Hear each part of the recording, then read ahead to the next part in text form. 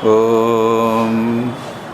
तं देशिकेन्द्रं परमं पवित्रं विश्वस्य पालं मधुरं यतीन्द्रं हिताय निर्णां नरमूर्तिमन्तं विवेक आनन्दमहानमामि।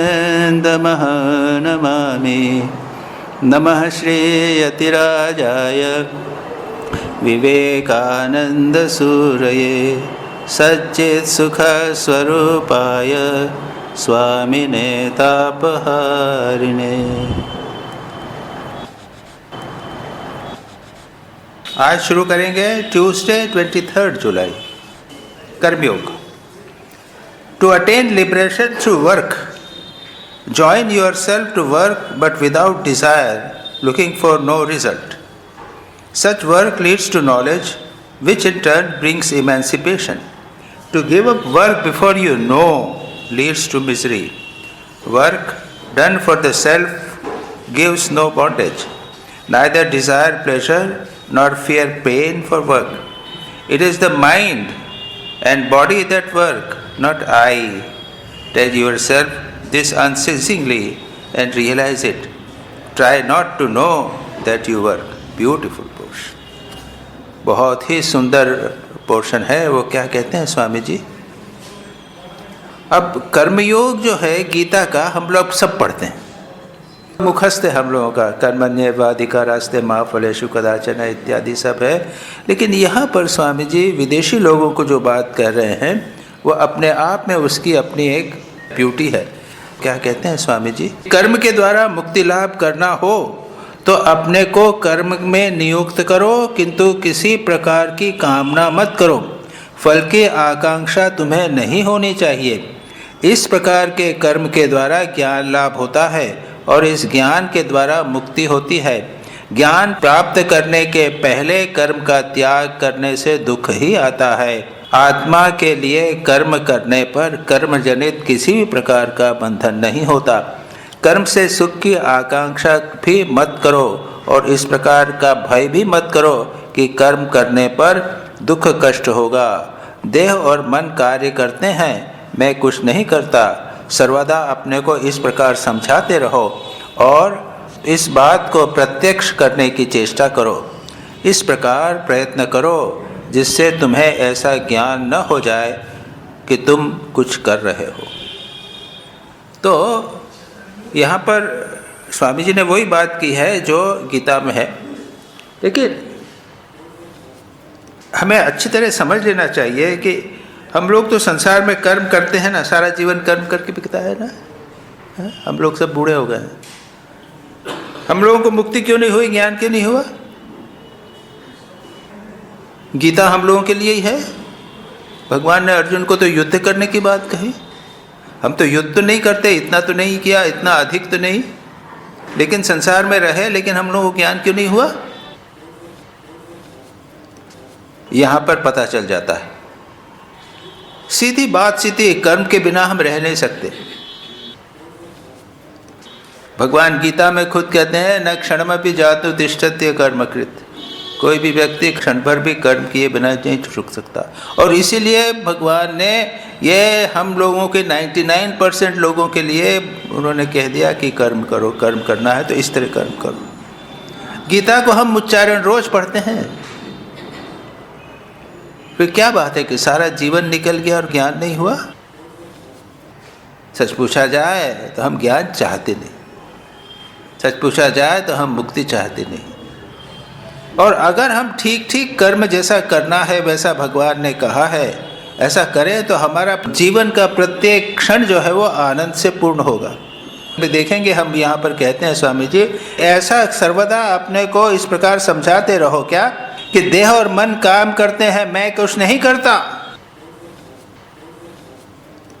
जिस क्षण हम ये सोचेंगे कि मैं कर्म नहीं कर रहा हूं, it is the mind and body that work, not I. देह मन कर्म करने हैं, मैं तो निर्लिप्त हूं, मैं भिन्न हूं। करिए, देखें इसी क्षण आप मुक्त हो जाएंगे। Tell yourself this unceasingly and realize it. इस प्रकार प्रयत्न करो और यह बात सर्वदा अपने को समझाते रहो।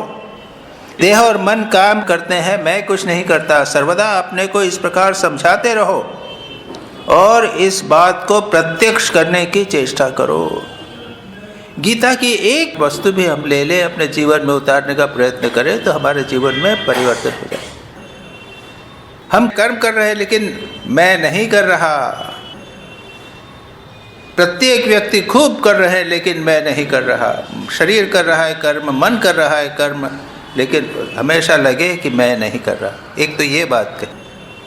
उसके पहले स्वामी जी दूसरी बात करने लगे, किसी प्रकार की कामना मत करो। वो तो कहते हैं कर्मण्येवा अधिकारस्ते मा फलेषु, फल की आकांक्षा तुम्हें नहीं होना चाहिए, कामना मत करो। दो बातें हो गई। एक तो यह है कि यह सोचो कि मैं कर्म नहीं कर रहा, और दूसरा फल की इच्छा और कामना न हो। दो बातें स्वामी जी यहाँ कहते हैं। इस प्रकार के कर्मों के द्वारा ज्ञान लाभ होता है और इस ज्ञान के द्वारा मुक्ति होती है। यहाँ पर स्वामी जी तीसरी बात कह रहे हैं, वो ज्ञान की बात कह रहे हैं। और ज्ञान क्या है?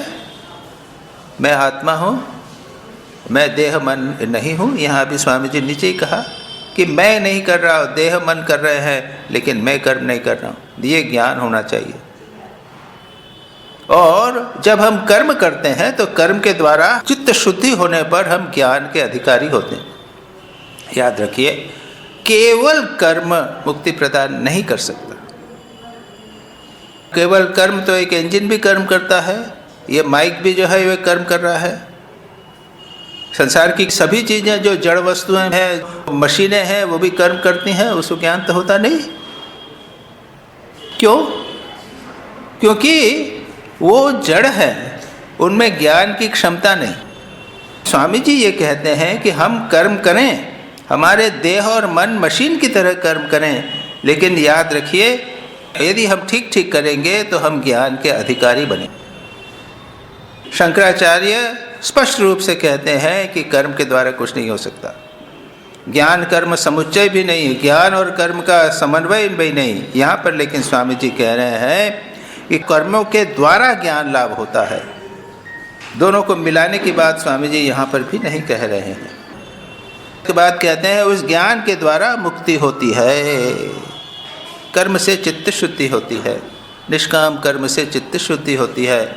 मन इतना शांत हो जाता है, मन का तमोगुण दूर हो जाता है। रजोगुण जो भी है, अगर एकाग्र मन से हम करेंगे तो रजोगुण भी दूर हो जाएगा और हमारे मन में सत्वगुण आएगा, और इस सत्वगुण में ज्ञान प्राप्त करने की क्षमता आएगी और ज्ञान की प्राप्ति की इच्छा भी होगी, और तब ज्ञान प्राप्त होगा और उससे हमें मुक्ति प्राप्त होगी। ये छोटे से में स्वामी जी बिल्कुल बहुत महत्वपूर्ण बात कहते हैं, और हमें आत्मनिरीक्षण करके देखना है कि हम कहाँ हैं और क्या कर रहे हैं। ठीक ठीक कर्म यदि हम करेंगे, निष्काम भाव से अनासक्त होकर, कामना को छोड़कर, फल की इच्छा त्याग करके, निश्चित रूप से मन जो है वो अंतर्मुखी होगा, मन शांत होगा और मन में जिज्ञासा की उत्पत्ति होगी। इसलिए जब ऐसा साधक शुद्ध कर्म करने के बाद जब गुरु के पास जाता है तो गुरु तत्काल पहचान जाते हैं और देखते ही कहते हैं कि इसने कर्म कर लिया, इसका मन शुद्ध हो गया है, और उसको वे ज्ञान प्रदान करते हैं। दूसरे लोग होते हैं, उनको देखते हैं कि अच्छा ठीक है, देखते हैं कि अभी तमोगुण है, अभी चित्त शुद्ध नहीं हुआ है, मन एकाग्र नहीं हुआ है, तो कर्म लगा देते हैं। ठीक है, निष्काम भाव से कर्म करो, और उसके बाद जब मन शांत होगा, उसका तुम्हारी इच्छा, वासनाएं, अहंकार जब दूर हो जाएंगे, तब तुम ज्ञान के अधिकारी बनो। ये कर्म इतना महत्वपूर्ण है। कुछ लोग हैं कर्म के विरोधी हैं, ये समझते हैं कि जैसे सन्यास का अर्थ क्या है, तो सन्यास में तो हम कर्म का त्याग कर देते हैं। सन्यासी को वैदिक कर्मों का अधिकार नहीं है, कर्म करने का अधिकार नहीं, लेकिन फिर भी दूसरे प्रकार के कर्म हम करते हैं, और सच पूछा जाए तो संन्यास का अधिकारी ऐसा होता है कि जिसने काफ़ी कर्म कर चुके हैं, चित्त शुद्धि हो गई है, उसके बाद में वो कर्म त्याग का अधिकारी होता है, वो ज्ञान का अधिकारी होता है। तो यहाँ पर स्वामी जी संक्षेप में बहुत महत्वपूर्ण बात करते हैं और आत्मनिरीक्षण करके हम लोगों को देखना है कि हम कहाँ पर हैं। क्या हमारा चित्त शुद्ध हुआ है कर्म के द्वारा? क्या अभी भी कामनाएं वासनाएं हमारे मन में उठती है? क्या अहंकार अभी भी हम में है? हम ध्यान करने बैठते हैं तो मन चंचल हो जाता है। क्यों हो जाता है? अगर मन चंचल हो जाता है तो मतलब यह है कि अभी हमको कर्म त्याग का अधिकार नहीं हुआ। ठीक ठीक निष्काम भाव से एकाग्र मन से अगर कर्म करेंगे तो निश्चित रूप से चित्त शुद्ध होगा, चित्त सात्विक होगा, मन शांत होगा, अंतर्मुखी होगा और जिज्ञासा मन में जाएगी। इस दृष्टि से कर्म अत्यंत महत्वपूर्ण है, अत्यंत महत्वपूर्ण। अर्जुन तो श्रेष्ठतम अधिकारी था, उसको भगवान ने कर्म के लिए लगाया था। जानते थे कि अभी वो ज्ञान का अधिकारी पूरा नहीं हुआ। वैसे गीता का प्रारंभ में ही द्वितीय अध्याय में ही सांख्य योग है। सांख्य योग यानी क्या? ज्ञान है। लेकिन उसके बाद में तृतीय, चतुर्थ और पंचम अध्याय के अंदर कर्मयोग, और अंत में भी बाद में ज्ञान का उपदेश देते हुए भी कर्म करवाया। और उद्धव को, आप उद्धव गीता पढ़िए, गीता में 700 श्लोक है। उद्धव गीता श्रीमद् भागवत के 11 स्कंद का अर्थ है। उसमें भगवान ने उद्धव को कर्म त्याग की बात कही। बद्रिकाश्रम में जाओ और वहाँ पे जाके ध्यान जप करो, तपस्या करो। तो ये हमारा दुर्भाग्य है कि हम सारा जीवन कर्म करते हुए भी चित्त शुद्ध नहीं होता, मन शांत नहीं होता, ज्ञान के अधिकारी नहीं होता। और उसका यहाँ पर संकेत मिलता है 3-4 बातों में। वो ये है कि अपने को कर्म में नियुक्त करो, ठीक है, किंतु किसी प्रकार की कामना मत करो। प्रथम, कर्म में नियुक्त मत करो की बात नहीं है, कर्म करना पड़ेगा, छोड़ने का प्रश्न नहीं उठता। फल की आकांक्षा तुम्हें नहीं होनी चाहिए। इस प्रकार के कर्मों के द्वारा ज्ञान लाभ होता है और इस ज्ञान के द्वारा मुक्ति होती है। ज्ञान प्राप्त करने के पहले कर्म का त्याग करने से दुख ही आता है। तो कर्म की त्याग की बात स्वामी जी नहीं कह रहे हैं। कर्म करें, हम ज्ञान के अधिकारी बनेंगे, ज्ञान प्राप्त होगा। आत्मा के लिए कर्म करने पर कर्म जनित किसी प्रकार का बंधन नहीं होता। Work done for self gives no bondage. अगर हम आत्मा के लिए यानी आत्म साक्षात्कार के लिए, परमात्मा के लिए अगर हम कर्म करेंगे तो उससे हमें बंधन नहीं होगा। कर्म से सुख की आकांक्षा भी मत करो और इस प्रकार का भय भी मत करो कि कर्म करने पर दुख कष्ट होगा। कभी कभी ये लगता है लोगों को, work done neither desire pleasure nor fear pain from work, यानी कर्म से मुझे सुख प्राप्त होगा, ये भाव भी नहीं होना चाहिए।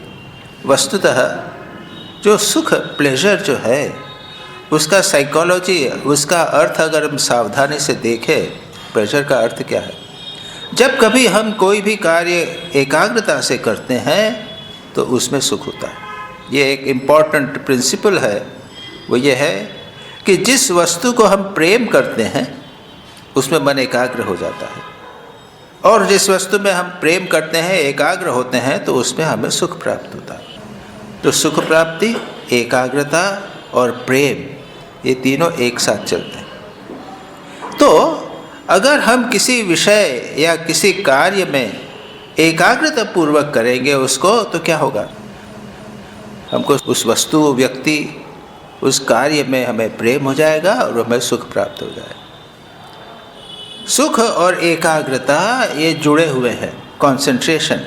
कंसंट्रेशन से प्रेम होता है, सुख होता है, ये दोनों जुड़े हुए उसके साथ में। तो स्वामी जी यहाँ पर कहते हैं कि पूरी एकाग्रता से कर्म करो और सुख की आकांक्षा मत करो, अपने आप आ जाएगा।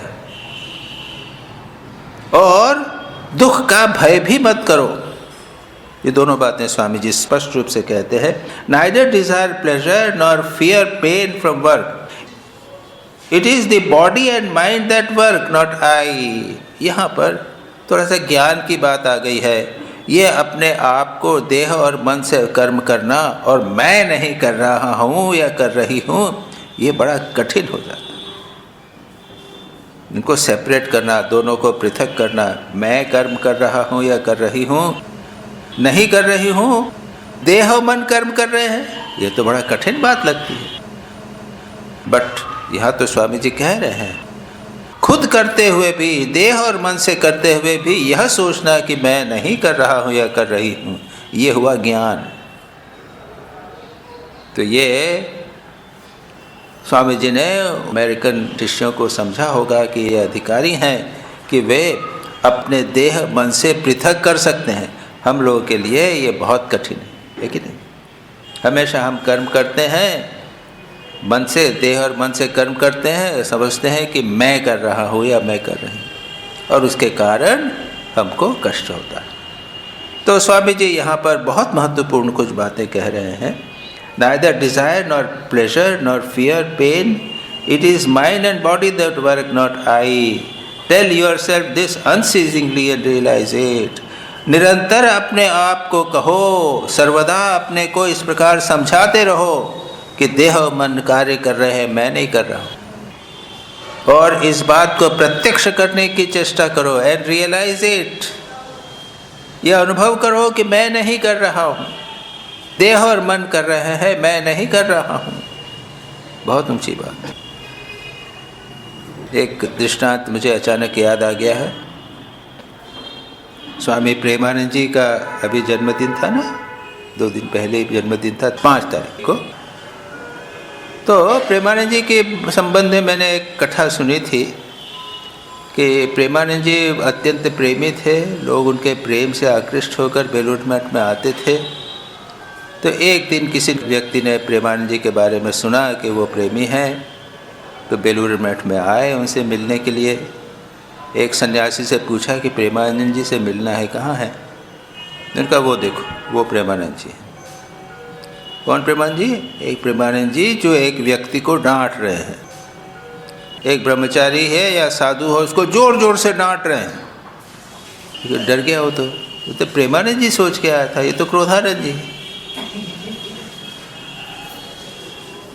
तो तत्काल जब वो उसके मन में विचार आया, उतनी दूर है, प्रेमानंद जी टर्न हुए उसकी तरफ, उसके ऊपर होके कहते हैं, यहाँ से सीने में हाथ रख के हाथ हिलाते कहते हैं, मुंह से बोल रहा हूँ यहाँ नहीं, मुंह से बोल रहा हूँ यहाँ नहीं।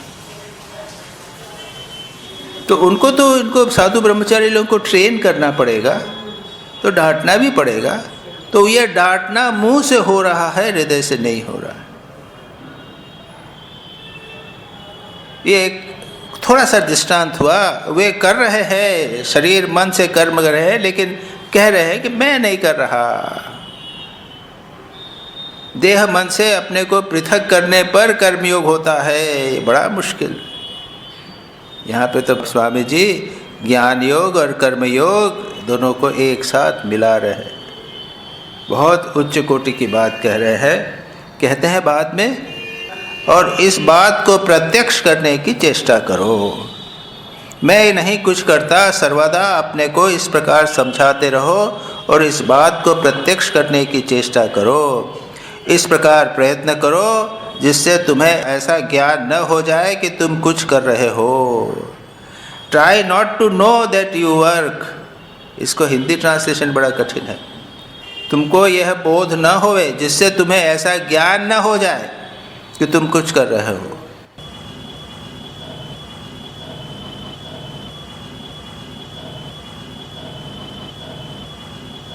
यानी तुमको ये लगे कि मैं कुछ नहीं कर रहा हूँ, ये ज्ञान हो जावे।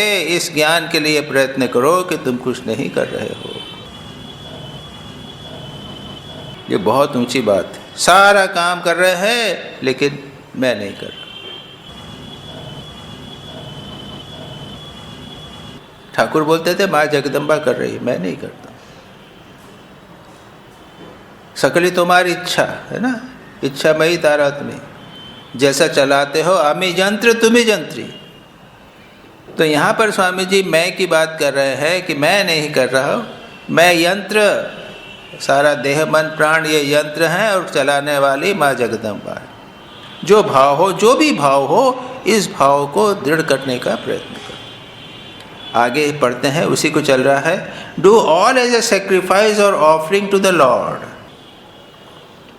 अब ये उसी कर्मयोग के अलग अलग विभिन्न परतें कहिए या अलग अलग उसके पक्ष कह रहे हैं। डू ऑल एज सेक्रीफाइस और ऑफरिंग टू द लॉर्ड। सब कुछ परमात्मा को अर्पित, समस्त कर्म भगवान को अर्पण कर दो। और ये कैसे होगा? स्वामी ब्रह्मानंद जी इसका प्रैक्टिकल बताते हैं।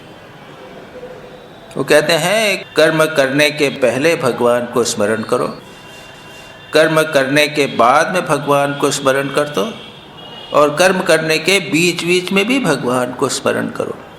भगवान को स्मरण किए बिना समर्पण नहीं हो सकता, और कर्म करने के बाद में समर्पण किया, बीच में नहीं किया, याद नहीं किया, थोड़ा सा किया, ये तो एक साधना है।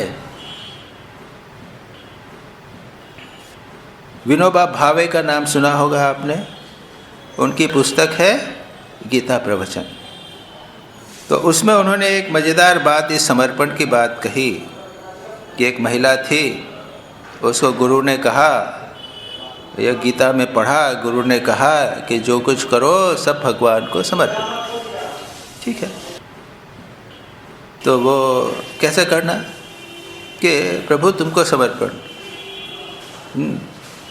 श्री कृष्णार्पणमस्तु, श्री कृष्णार्पणमस्तु।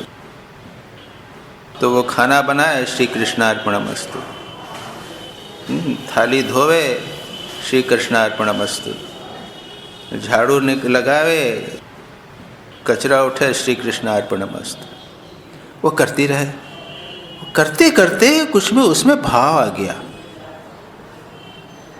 और कथा इस प्रकार की है कि मंदिर जो था जिसमें कृष्ण की मूर्ति थी, तो जब वो खाना बना के कृष्णार्पणमस्तु करती तो वो खाना मूर्ति के सामने चला जाता।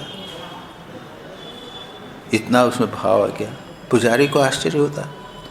वो कमरा साफ करते हुए कचरे को फेंकती, कृष्णार्पणमस्तु, तो जाके कचरा जो है वो श्री कृष्ण के मूर्ति पर आ जाता। पुजारी परेशान हो गया कि ये क्या करते। कथा इस प्रकार की है। और उसके बाद में जब उसका शरीर गया, मृत्यु हुई, श्री कृष्णार्पणमस्तु उसने कहा, वो जो मूर्ति थे उसके दो भाग हुए, तो मूर्ति टूट। तो ये तो भाई कथा है, जो भी हो, लेकिन ठीक ठीक कृष्णार्पणमस्तु करना इतना आसान नहीं। स्वामी जी कहते हैं समस्त कर्म भगवान को अर्पण कर दो। छोटे छोटे कर्म भगवान को अर्पण करना बहुत सुंदर बात है। एक दृष्टांत है दिया मैंने कहानी का, लेकिन अगर हम कर सकें, देखिए ये इंस्पायर टॉक्स में थोड़ी सी चीज़ों में सारा का सारा सार, लेकिन नहीं, श्री कृष्णार्पणमस्तु। जो कुछ कर्म करो भगवान को अर्पण कर दो। Be in the world but not of it, like the lotus leaf whose roots are in the bud but which remains always pure. और दूसरी बात कहते हैं, एक तो ये कहते हैं सब कुछ भगवान को अर्पण करो, उसके बाद संसार में रहो किंतु सांसारिक मत बनो। जैसे पद्म पत्र का मूल कीचड़ में रहता है किंतु वह पत्र सर्वदा शुद्ध रहता है। लोग तुम्हारे प्रति चाहे जैसा व्यवहार करें, किंतु तुम्हारा किसी के प्रति प्रेम घटना नहीं चाहिए। अरे बाप रे। Let your love go to all whatever they do to you. लोग तुम्हारे साथ कैसा भी व्यवहार करें, किसी के प्रति प्रेम हमारा घटना नहीं चाहिए। A blind may not see color. How can we see evil except it is in us? अब स्वामी जी आगे कहते हैं जो अंधा है उसे रंग का ज्ञान कभी नहीं हो सकता। अतएव जब हम में दोष नहीं है तो हम दूसरे का दोष कैसे देखेंगे? अंधे को रंग नहीं है, इसलिए वो रंग नहीं देखता।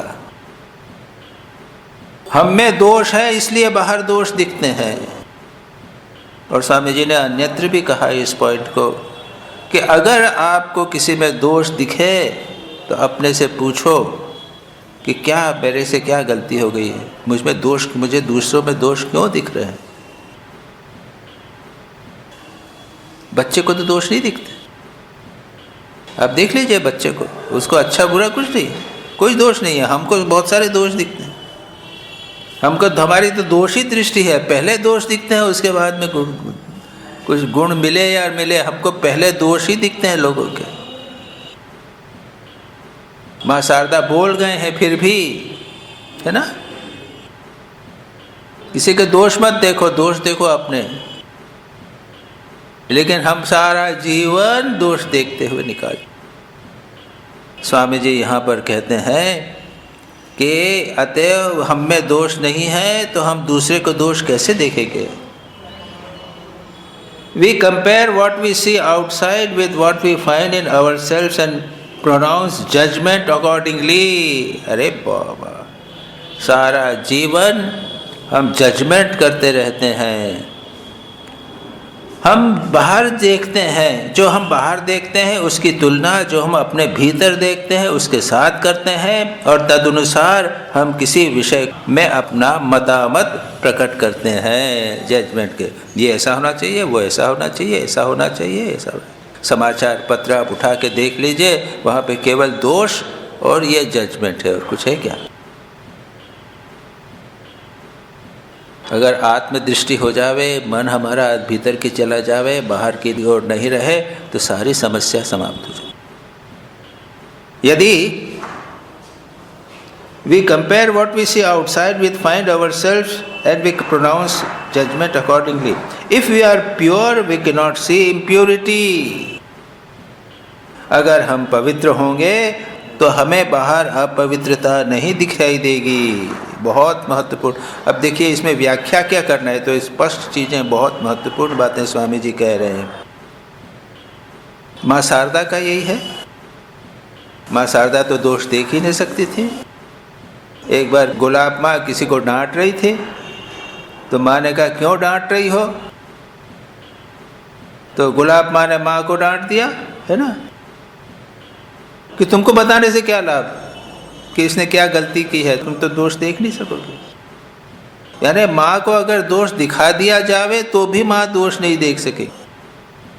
तो माँ शारदा कहती है अगर मैं नहीं दोष देखूं तो उससे संसार उल्टा पुल्टा नहीं हो जाएगा, और अगर हम किसी के दोष नहीं देखें तो कोई फर्क नहीं पड़ेगा, हम जैसे हैं वैसे रहेंगे। हमारे जीवन में बहुत अधिक शांति रहेगी, बहुत ही अधिक शांति रहेगी, आनंद में रहेंगे।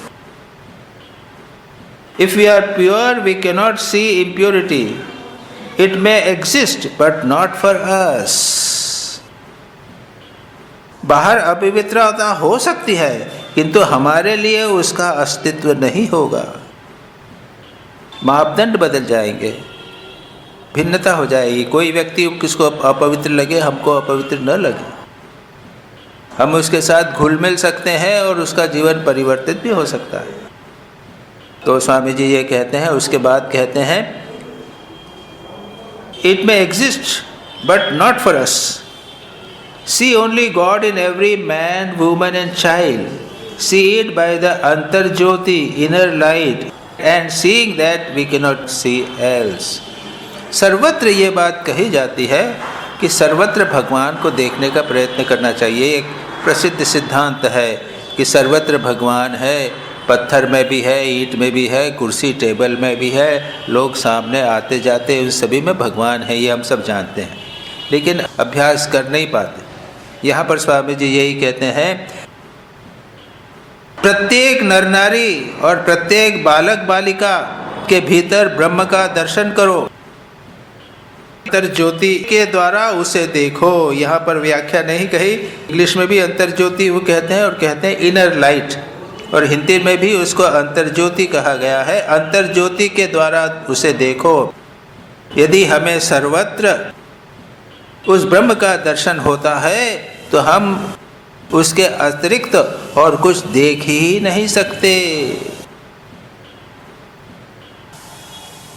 सर्वत्र एक ही ब्रह्म। जैसे अब ये तो मेडिकल साइंस या साइंस विज्ञान की बात है। विज्ञान के अनुसार ये जो टेबल है, ये माइक है, ये सब क्या है? इलेक्ट्रॉन प्रोटॉन से बना हुआ है ना। ये सब एटम से बना हुआ है। ये कार्बन, हाइड्रोजन, ऑक्सीजन, इसके एटम इत्यादि से ये सारा का सारा बना हुआ है। तो जो वैज्ञानिक होगा तो वो अगर उसके पास में इलेक्ट्रॉनिक आई हो जावे, इलेक्ट्रोमैग्नेटिक आई हो जावे, तो वो सर्वत्र उसके अनुसार यहाँ पर इलेक्ट्रॉन प्रोटॉन देखेगा। उसी प्रकार अगर हम भगवान का चश्मा पहन लें, जैसे हम लाल रंग का चश्मा पहनेंगे तो सभी चीज़ें लाल दिखाई देती है ना। अगर भगवान का चश्मा पहन लें तो हमको चीज़ें भी दिखाई देंगे और भगवान भी दिखाई देंगे। मैं कभी कभी कहता हूँ कि अगर एक चश्मा मिल जावे, भगवान का चश्मा, तो हम सर्वत्र भगवान देख सके।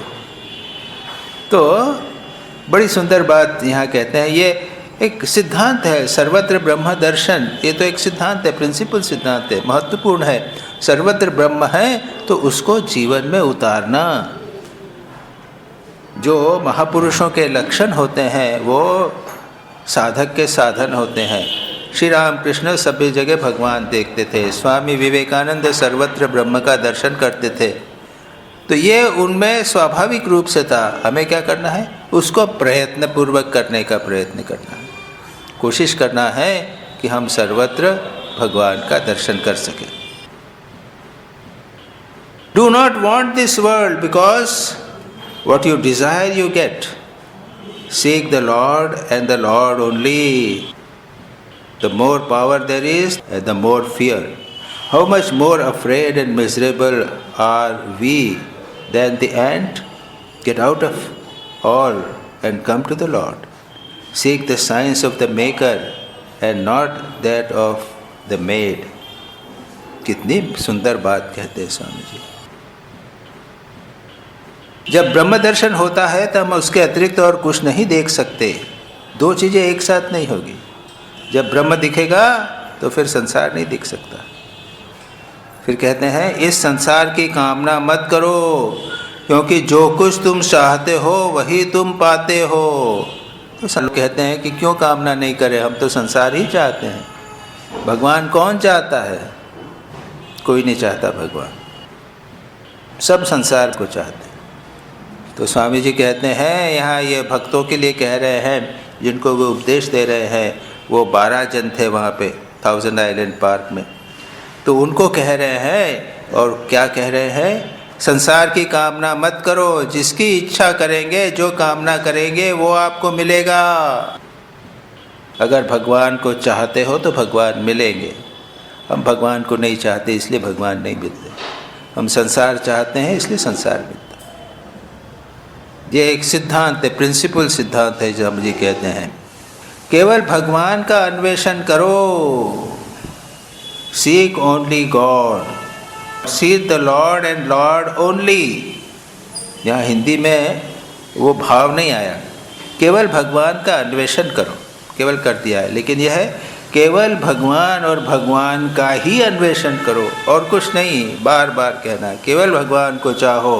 अब इसके बाद में यहाँ पर एक दूसरी बात स्वामी जी कहते हैं जो चौंकाने वाली है।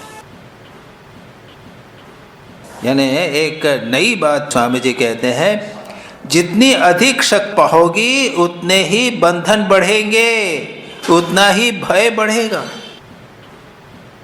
और आगे कहते हैं एक सामान्य चींटी की अपेक्षा हम कहीं अधिक भीरू और दुखी हैं। एक चींटी है, उसमें शक्ति कम है, इसलिए भय भी कम है और दुख भी कम है। हमारी शक्ति बढ़ गई है, हमारी क्षमता बढ़ गई है, हमारी बुद्धि बढ़ गई है, और परिणाम स्वरूप क्या हो गया? हमारे जीवन में कष्ट भी बढ़ गया, हमारे जीवन में भय भी बढ़ गया। कैसी अद्भुत बात स्वामी जी कहते हैं। इस समस्त जगत प्रपंच के बाहर निकलकर भगवान के समीप जाओ। Get out of it all and come to the Lord. Seek the science of the maker and not that of the made. इस जगत प्रपंच के बाहर निकलकर भगवान के समीप जाओ। सृष्टा के तत्व को जानने की चेष्टा करो, न कि सृष्टि के तत्व को।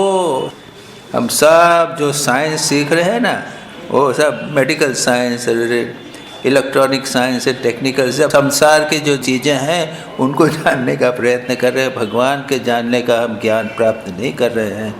स्वामी जी स्पष्ट रूप से कहते हैं, seek the science of the maker, जो जगत का सृष्टा है उसको जानने का, उसका विज्ञान जानने का प्रयत्न करो। हिंदी में ट्रांसलेशन किया, सृष्टा के तत्व को जानने की चेष्टा करो, न कि सृष्टि के तत्व को। जो जगत सृष्टि हुई है उसके तत्व को जानने के बदले सृष्टा के तत्व को जानने का प्रयत्न करो। तो बहुत ही छोटे में बहुत ही अच्छी बातें हैं। इस पर मैंने व्याख्या कुछ ज़्यादा नहीं की। प्रत्येक व्यक्ति को इसको पढ़ना है और एक एक चीज़ के ऊपर विचार करना है। ये तो सूत्र हैं, इतने बहुत सारे सूत्र हैं, और एक एक, जैसा मैं पहले भी कह चुकी, कोई संबंध नहीं रखता है, एक से दूसरी बात नहीं है। एक वाक्य हो गया और उसके ऊपर हमको निरंतर ध्यान करना है, यही करना है। तो आज हम यहीं तक करते हैं, आगे की चर्चा अगली बार करेंगे।